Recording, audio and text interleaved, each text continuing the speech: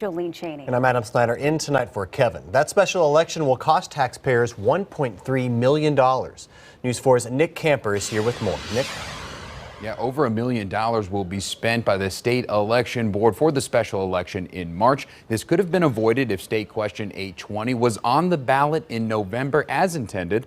When the time comes, though, voters will have the chance to make sweeping changes to the law. There may be as many as 20,000 Oklahomans in jail that would be affected by this. Michelle Tilley is the campaign director for State Question 820. She is most excited about the criminal justice reform component. The law makes it legal for people to possess up to 1 ounce of marijuana. For people that have been charged with possession to that degree, they could qualify for resentencing or expungement. We're not talking about people who are trafficking drugs.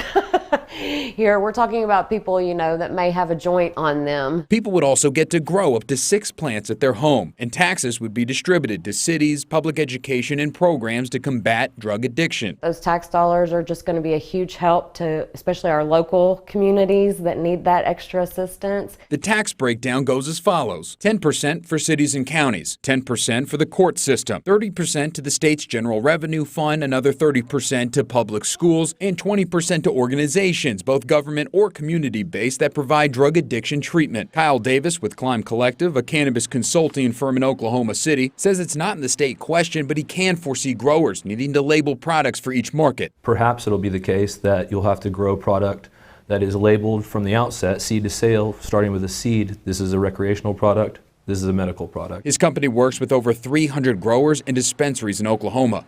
Davis says they will need to get new recreational licenses, but they will have a 24-month head start. The only businesses that can get recreational licenses to sell to consumers are businesses that have been operating for a year.